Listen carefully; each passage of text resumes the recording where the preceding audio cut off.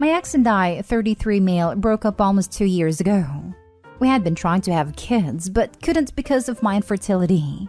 It was just very disheartening for me. My ex wanted to keep trying, but it was just too painful. I told her that I wanted to stop for now. Not stop forever, but to give me some time to grieve the fact that I'd never be able to father kids of my own before we looked into other avenues. She didn't want to wait any longer and broke up with me. A couple months later, I had a drunken one-night stand with my son's mother. To my surprise, she got pregnant. And yes, we made sure he was in fact my biological child because I never thought this could ever happen.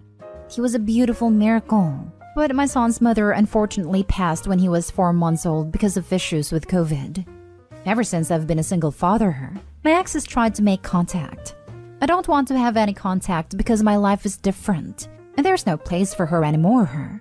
Her biggest advocate has been my sister, because we were together for years and broke up due to the kids' conflict. And apparently now that I have a child, we could make it work. We celebrated my son's first birthday 2 weeks ago. My family and his mom's family were there.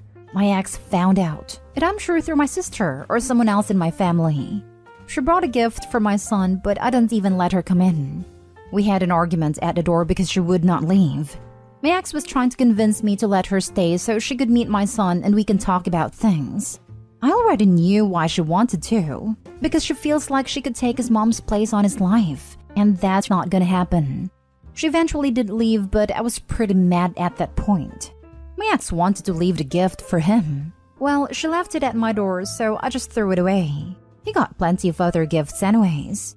Because this happened in front of everyone, my ex and sister think I was the a-hole for humiliating her in front of not just my family, but also my son's mom's family. It would have been less chaotic to have taken her to the side and had a private conversation, so she could have slipped out without anyone noticing. On top of that, she found out I got rid of her gift, which they think I was an a-hole for because that was meant for him, and it didn't give me the right to throw out something that belonged to my son. I'm still bitter towards my ex for how things ended, and seeing her made me react that way. Because it was out of anger and hate for her. I'm wondering if I'm the a-hole for how the whole thing was handled, or was I the right?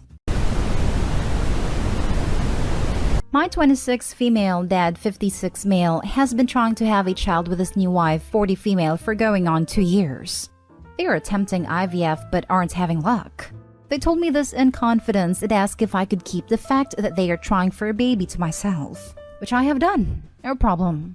Recently, my dad called saying he had something he had been planning to ask me for a while. He asked if things with IVF don't work out, if I would be willing to be a possible surrogate, with donor DNA for both of them. I was shocked, and to be honest, slightly disgusted by the idea. For some background, my father and I don't have the best relationship. My parents are divorced, and he was an alcoholic up until I went to college. We went 3 years without speaking to each other because of an argument. We only started speaking again 3 years ago. All of this makes the fact that he asked so shocking. When he asked, I gave an awkward chuckle, told him, I don't even know if I ever want to physically have a child myself. And if I do, I would probably use surrogacy myself if I could, you know? He was audibly disappointed when he responded with, no, I don't know. There was an awkward pause and I said, yeah, well, sorry, but I love you. And we hung up. I was so shocked I thought I had entered a twilight zone and started to feel nauseous. I was going to keep this to myself, but I don't think I can. I want to tell my mom, 60 female. We have a very close relationship and constantly tell each other everything. Even if this is the end of that conversation, the fact that my dad felt comfortable asking me is weirding me out. I'm slightly concerned she might attempt to off him. I would like her to put the fear of God into him so he never considers even thinking of me and surrogacy in the same sentence ever again. My dad is a selfish person. I know he didn't consider the ramifications of what being pregnant and having a child would have on me at all, even if I would not be involved with raising it. I know part of me why he asked is because he was hoping to save the money a surrogacy agency will cost. It's grossing me out that he had to have thought about me being pregnant. It's just grossing me out, and I'd like to talk to my mom about the situation. Am I the a-hole if I talked to her about this after they asked me to keep the fact they are trying to have a child a secret? It would obviously give away the fact that they are trying for a child and she would 100% yell at him, which would give away the fact that I told her. She wouldn't spread it to other people though, and I do feel like he crossed a line asking this question. Now for the top comments. Not stay home. I'm usually the camp of don't spill secrets, but this is a huge ask. And if you need to confide in your mom, confide in her. It's something that majorly affects you. If it eases your mind, you wouldn't even qualify to be a surrogate. No legit fertility place will allow you to be impregnated, so his attempt to get around other fees would fail. Even the places with the loosest restrictions wouldn't accept a surrogate that has never carried at least one pregnancy to term. It's the most major of requirements. I am too when it comes to secrets, which is why I'm having a difficult time of it. But yeah, the fact that he even asked is majorly affecting me. That does ease my mind. I didn't know that at all. Clearly his time spent thinking about asking me was not spent wisely enough. Thank you for letting me know. Your dad would not have been approved to use you as a surrogate. That is how inappropriate his ask is. It is so inappropriate that I question whether he wants a child. He is sabotaging the process by choosing such an inappropriate path. It is so inappropriate that you must tell your mom or someone. Anyone, so that your loved ones can help you heal from the damage your father is doing to your ideal of love and relationships. This is horrifying. Not only is that request just creepy and, I don't even know, I truly can't find the right words. Abhorrent? You need to previously have carried a child to qualify to be a surrogate anyway. So he has clearly not thought this through or talked to a medical professional about surrogacy in general.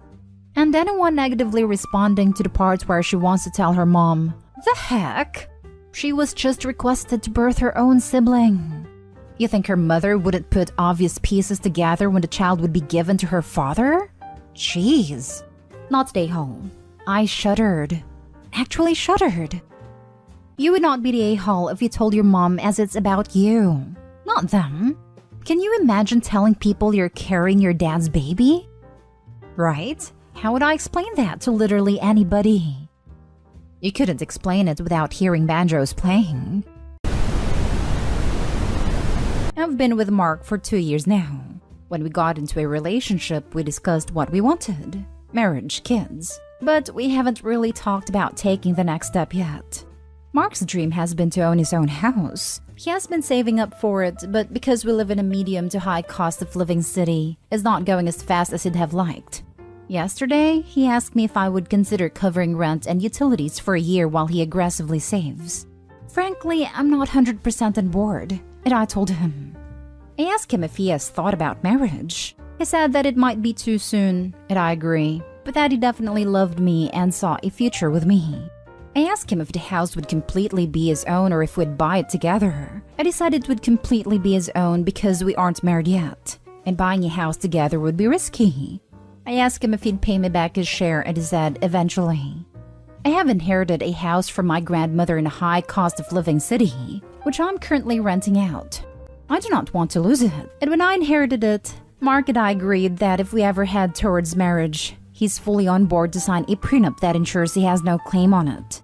Here's my problem. Mark has not done anything for my grandma's house. Neither have I. The house was in perfect condition. I rented it out within months of finalizing the inheritance. But he literally has no reason to stake a claim. But by covering rent plus utilities, I will be providing monetary assistance to him, and if we break up, I'd have lost quite a bit of money for seemingly no reason. In a way, I'd feel entitled to a part of his house. Is this a selfish way to think?